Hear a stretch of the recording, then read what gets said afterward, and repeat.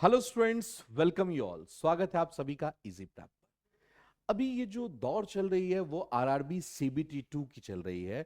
बच्चे RRB JE CBT 2 के लिए रिगरसली मेहनत कर रहे हैं और बार बार ये सोच रहे हैं कि सर एटलीस्ट कितना मार्क्स कम से कम लाना पड़ेगा ताकि हमारा सिलेक्शन हो जाए। सीबीटी 1 खत्म हो चुका है, अब सीबीटी 1 का रिजल्ट भी आने वाला है आपका।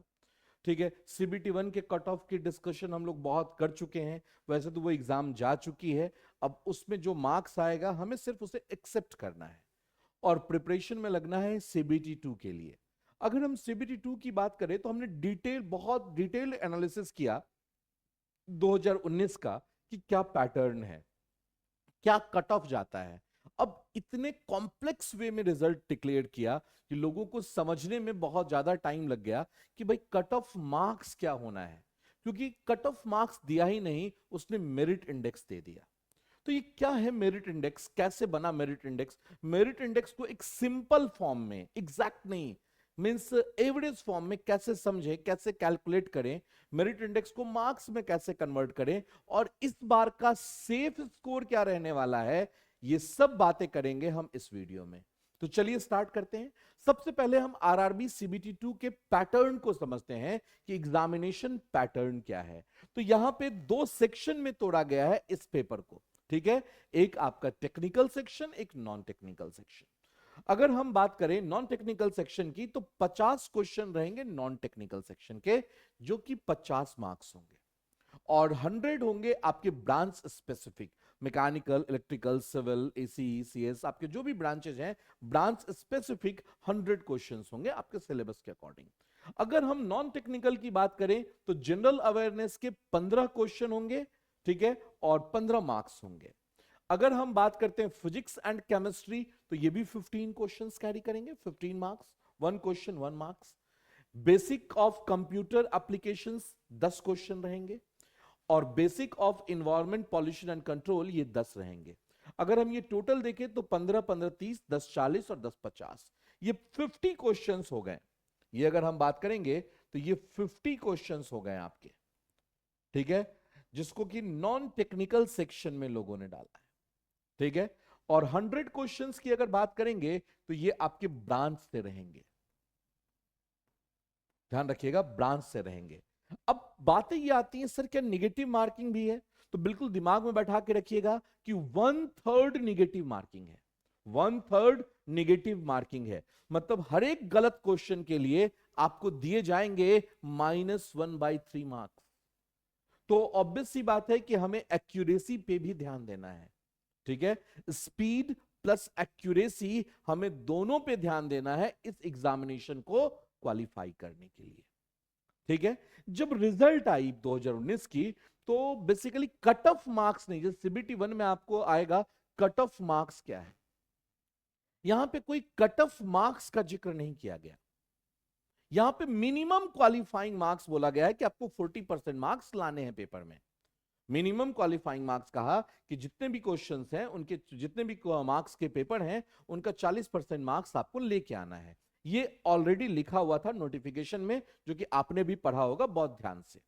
अब अगर मैं बात करूं यहां पे, तो यहां पे इन्होंने मेरिट इंडेक्स बनाना स्टार्ट किया। एक्चुअली मेरिट इंडेक्स बनाने का कारण क्या था? मेरिट इंडेक्स जब था एक ग्रुप का पेपर, एक ही पेपर आते थे सब स्टूडेंट को, तो बहुत ज्यादा रोल प्ले नहीं करता था। यहां मल्टी सेशन में एग्जामिनेशन होते हैं। जब मल्टी सेशन में एग्जामिनेशन होते हैं तो इसी कारण से मेरिट इंडेक्स की बात आई। क्यों? अब ये देखो ध्यान से कि मान लो सपोज 150 क्वेश्चंस आए आपके एग्जाम में, ठीक है, सेट 1 की बात कर रहे हैं, फर्स्ट सेट की बात कर रहे हैं, इसमें से 4 क्वेश्चन गलत हो गए। 4 क्वेश्चन जो थे आपके नहीं, क्वेश्चन गलत सेट हो गया, उसके आंसर गलत दिए गए थे, कोई वैल्यू नहीं निकल पा रहा था। ठीक है, कुछ ऐसे क्वेश्चंस हो गए। तो अब जो रिजल्ट इवैल्यूएट होगा वो 146 नंबर, 146 पे ही होगा, 146 पे ही होगा, ध्यान रखिएगा, 146 क्वेश्चन पे ही रिजल्ट आपका डिक्लेयर्ड होगा। मान लो आपने 102 नंबर लाए, आपने कितने नंबर लाए? 102 नंबर, ये आपकी कहानी हो गई। अब कोई वाई स्टूडेंट था जिसका सेकंड पेपर जिसके पास था, और 150 क्वेश्चंस उसके पेपर में भी होंगे क्योंकि आरआरबी का पैटर्न ही है ये। लेकिन उसके एग्जाम में क्या हुआ कि 2 क्वेश्चन गलत थे, 2 क्वेश्चन जो थे वो गलत थे। तो अब उसका जो पेपर हुआ वो 148 क्वेश्चन का हुआ, ना कि 150 क्वेश्चन का, और उसने मान लो उसमें लाया 100 मार्क्स। अब बात ये उठती है कि ये 102 मार्क्स ज्यादा या 100 मार्क्स ज्यादा, यहां पे आ गई समस्या। तो इन्होंने क्या किया कि इन सब को ले गए 100 के स्केल पे, कि अगर मान लो 146 में 102 मार्क्स आए हैं तो 100 में कितने आए हैं, इनको 100 के इक्विवेलेंट कन्वर्ट कर लिया, इनको भी 100 के इक्विवेलेंट कन्वर्ट कर लिया, और सबको 100 पे लेके आ गए। इसके बाद क्वेश्चन की डिफिकल्टी लेवल क्या थी पेपर्स की, ये आपके रॉ मार्क्स हो गए थे, ठीक है ना। डिफिकल्टी लेवल क्या थी, डिफिकल्टी लेवल के आधार पर, क्योंकि मल्टी सेशन में पेपर आया था, सिंगल सेशन में पेपर आया तो कोई डिफिकल्टी लेवल चेक नहीं की जाती है। मल्टी सेशन में पेपर आया तो उन्होंने डिफिकल्टी लेवल सेट किया, और इसके बाद उस मार्क्स को नॉर्मलाइज किया। तो 2 मार्क्स होते हैं, एक होता रॉ मार्क्स, एक होता नॉर्मलाइज मार्क्स। अगर हम मेरिट इंडेक्स की बात करेंगे तो मेरिट इंडेक्स में नॉर्मलाइज मार्क्स जो है उसका रोल आता है, क्योंकि अपन आरआरबी जेई के लिए बात कर रहे हैं, जो इस बार एग्जाम होना है, मल्टी शिफ्ट में एग्जाम अगर होंगे तो, ठीक है। अब अगर हम बात करें तो मेरिट इंडेक्स निकालने के लिए इन्होंने एक फॉर्मूला दिया, S Q plus S T minus S Q M minus M Q by M T bar minus M Q. कोई कंफ्यूज नहीं होना है आपको, इतने बड़े फॉर्मूला रटना नहीं है, क्योंकि मेरिट इंडेक्स आपको नहीं निकालना है। मेरिट इंडेक्स निकालने का काम आरआरबी जेई पे आप छोड़ दीजिए, आपका काम सिर्फ और सिर्फ है पढ़ना और एग्जाम देना। फिर भी मैं जानकारी के लिए आपको बस बता देता हूं। अगर हम ये m की बात करें तो ये m है आपका मार्क्स, ये जो m है ये है आपका मार्क्स जो आपने ऑब्टेन्ड किया है। वो रॉ मार्क्स हो सकता है, वो नॉर्मलाइज्ड मार्क्स हो सकता है। रॉ मार्क्स किस केस में हो सकता है, जिस केस में एक ही पेपर है। अगर मल्टी सेशन में एग्जामिनेशन हुआ है तो m जो है वो नॉर्मलाइज्ड मार्क्स है। MQ जो है that is minimum qualifying marks, जो ऑलरेडी मेंशन्ड है आपके एग्जाम कि आपको पेपर में 40% मार्क्स जो है वो लेके आने हैं, that is minimum qualifying marks.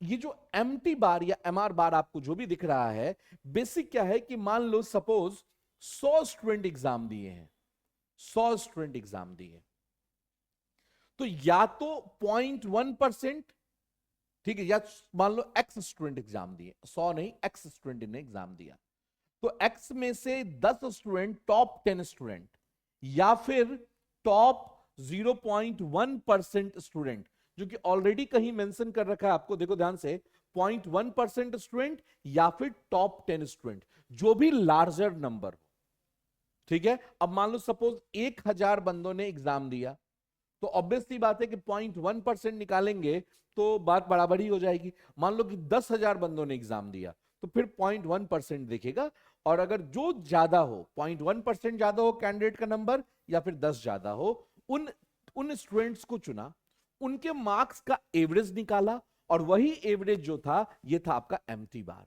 और इस फॉर्मूले में डाल के उसने क्या किया, मेरिट इंडेक्स तैयार कर दिया। आपको मेरिट इंडेक्स के चक्कर में नहीं पड़ना है, यूट्यूब पे भरे पड़े वीडियोस हैं मेरिट इंडेक्स के लिए, लेकिन दिमाग में एक चीज बैठाओ कि हमें मेरिट इंडेक्स नहीं निकालना है, मेरिट इंडेक्स किसी और को निकालना है। मैं आपको एक बहुत ही सरल सा फॉर्मूला बताऊंगा, बहुत ही सरल सा फॉर्मूला बताऊंगा।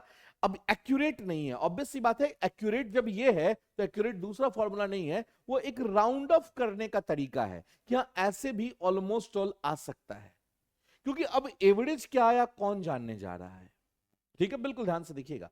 तो अगर हम एक बात करें एवरेज फॉर्मूले की, तो एवरेज फॉर्मूला क्या है ये मैं आपको बताता हूं यहां से।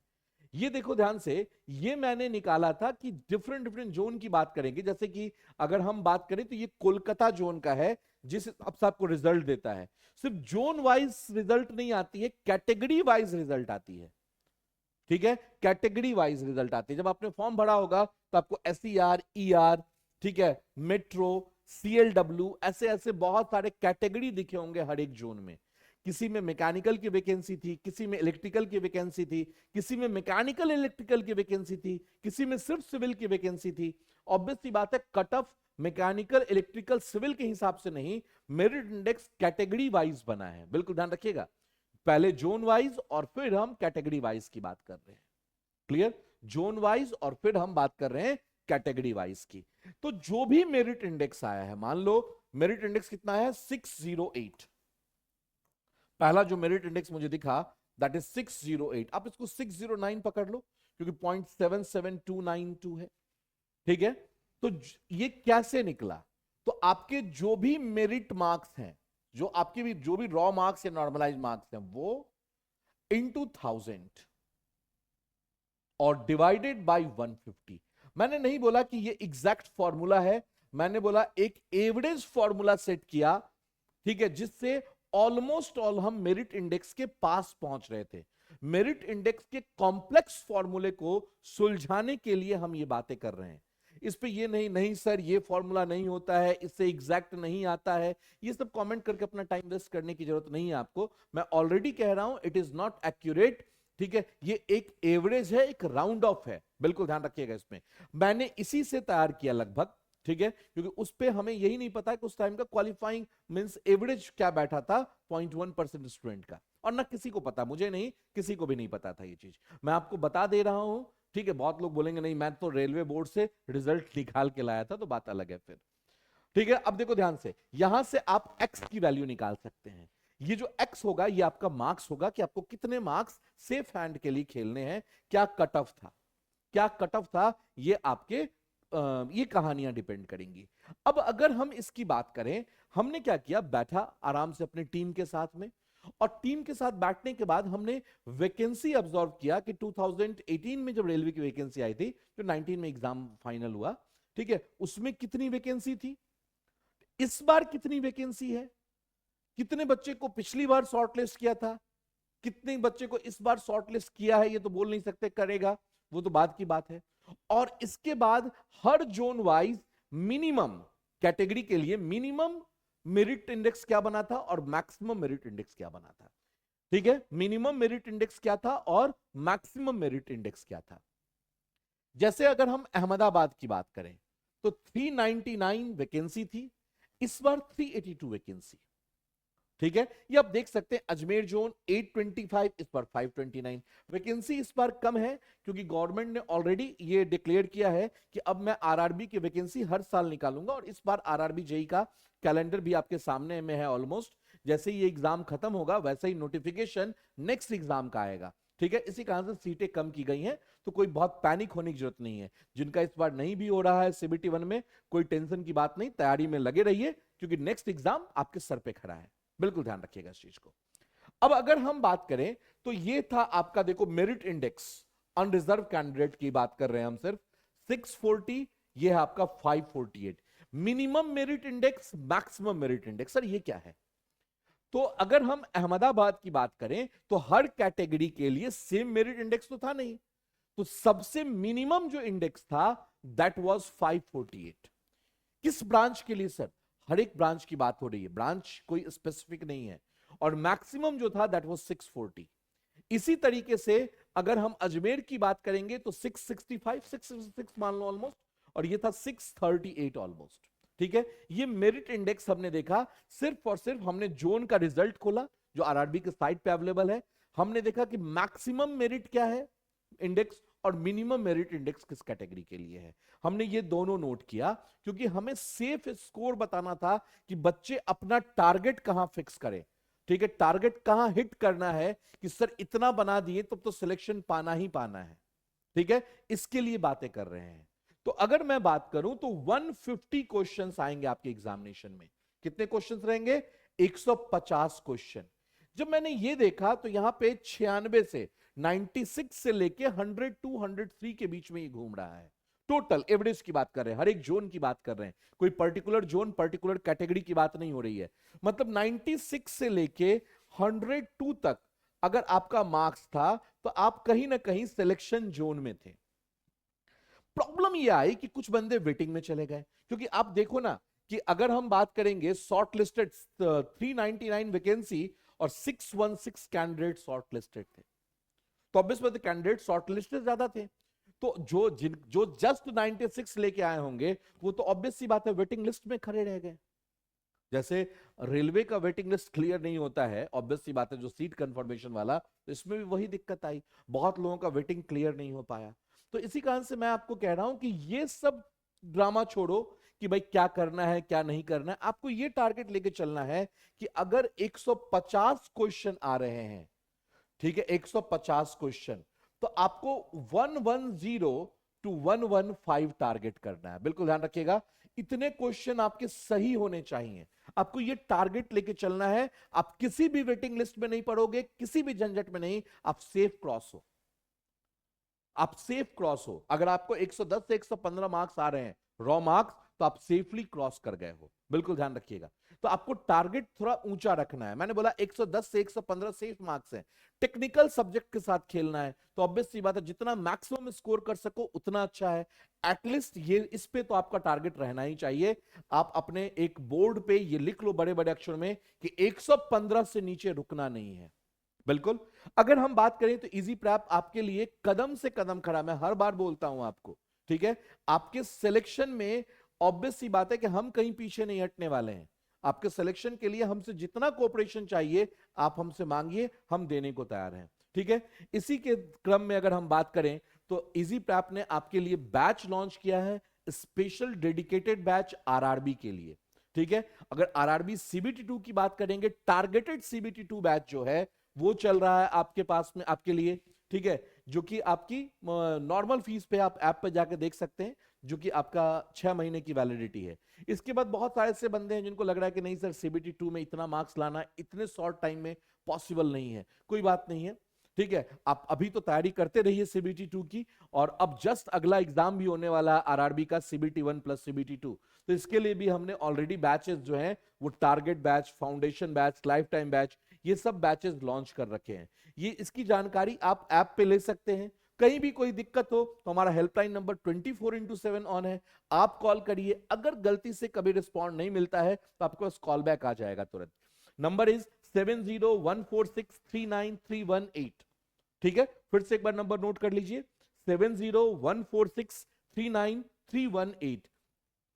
आज ही आपको करना क्या है कि प्रिपरेशन में अगर अभी तक लगे नहीं है तो लग जाना है, ठीक है। जीतोर प्रिपरेशन करना है, इस साल आपको सिलेक्शन लेके निकलना है। बिल्कुल ध्यान रखिएगा। जिन बंदों को ये उम्मीद है कि इस बार सीबीटी 2 हमें निकालना है, अपने घर के पे, अपने कमरे में बोर्ड पे एक या पेपर पे चिपका लो, 115 क्वेश्चंस हमें कम से कम सही करके आने हैं।